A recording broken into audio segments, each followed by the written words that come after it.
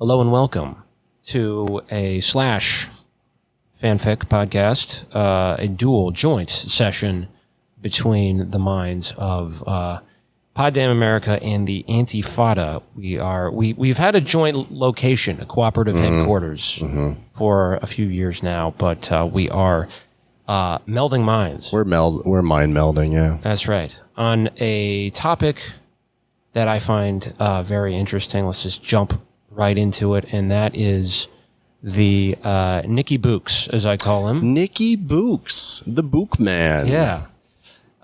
Nikolai Bukharin, who I asked Sean to do this episode like 6 months ago, something like that, long time ago, because I, during my the end of my days at RT America, I got interested in Stephen Cohen to sort of figure out the whole Ukraine situation, you know, and people have different views on him and his perspective on it. And one of his early works that doesn't get as much attention, but is generally regarded as a very good one, prolific, is Bukharin and the Bolshevik Revolution, a political biography from 1888 to 1938.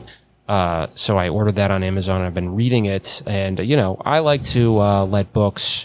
I kind of have a slow road to book completion. Right? It's not the royal road to science. It's the slow route to completion. You got to let it matriculate. Right. Sure. You know? Go bit by bit, piece by piece. Bubble around in your brain a little bit. Yeah, it's good. So this was like a 6-monther. This was a 6 month. Yeah, I read some books in between, and I just, I can't. You would think that the easiest thing to do is just read one book at a time, but of course that's not how the human mind works. No, I like to have one fiction and one nonfiction at a time.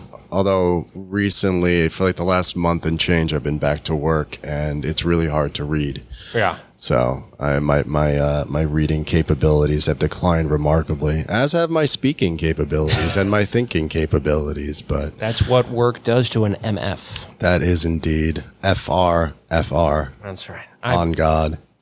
I used to do that. I admire that. I used to do one fiction, one non, and then the fiction kind of fell by the wayside because I just don't have the attention span. It's a lot more gratifying to read fiction, I feel like. It is. I find it's so hit or miss for me because there are fiction books that I'll pick up and it'll take me like 3 months to read them because it feels like sort of a plot, and maybe it's a book that I feel like I should read. And so, Ministry for the Future by Kim Stanley Robinson, I read relatively quickly, but it didn't grab me like some of his other books. Yeah.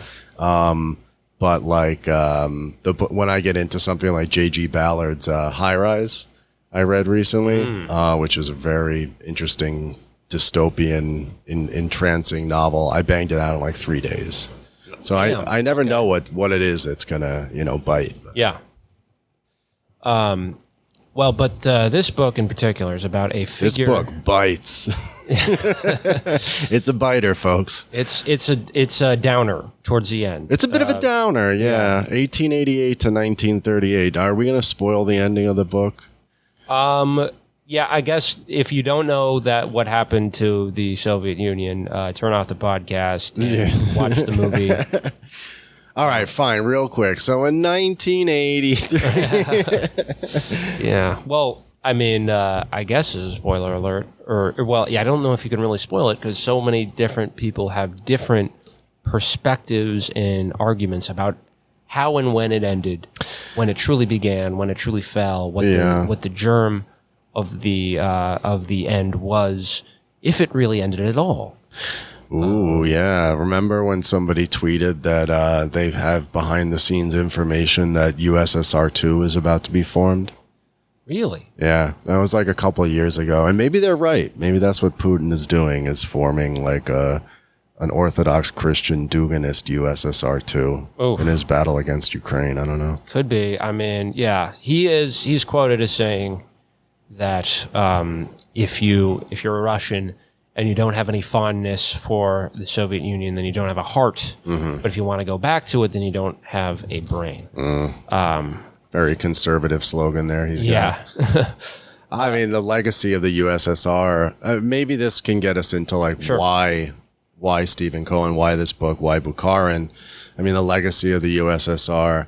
In some ways, I feel like in my sort of political journey becomes less and less important as like conditions are so much different and the baggage of those times weighs so heavily on people who consider themselves Marxists or communists or Leninists. It really ends up the legacy and the arguments, the polemics, the debates, like you had mentioned, you know, when did it actually start? When was like the culmination of the revolution? When was the decline of the revolution? Blah, blah, blah. These sort of questions take up a lot of space and a lot of time online and also offline in like sectarian groups and stuff like that. At the same time, I mean, this is the sort of interesting and elementary sort of stuff if you take the Communist Project seriously that you need to understand, because regardless of where you fall down, where you fall on the nature of the Soviet Union, whether it was really existing socialism, whether it was state capitalism, whether they were moving towards communism, or whether Stalin and Stalinism was a step back, and, you know, wherever you land on, it's important to know this stuff, because if we're serious about changing the world and serious about politics, we should definitely to have a look at what people have done in the past, right, you know, with the same sort of visions. Yeah, and it's interesting which figures from the, you know, the OGs are remembered and which are not. And it's the OBs, old Bolsheviks, all the OBs, yeah, old dirty Bukharin. That's right. He was a little dirty. He was.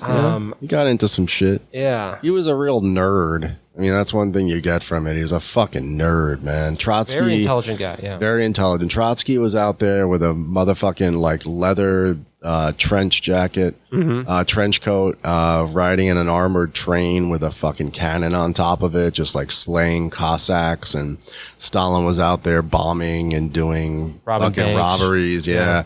Lenin was, you know, arriving at the Finland station. Meanwhile, Bukharin's like, I wrote my 4th manuscript about imperialism this year. And he's busy owning libertarians. Yeah, no. In his day, yeah. He was like the original libertarian baiter. Right. I mean, it's like his most famous tract on marginal utility theory is a critique of age of consent polemics by the libertarians. No, it would be funny though. Yeah. Like in the 1920s, like he's already seeing that the libertarians are going down that pedo route. Yeah, he has to write a polemic against it.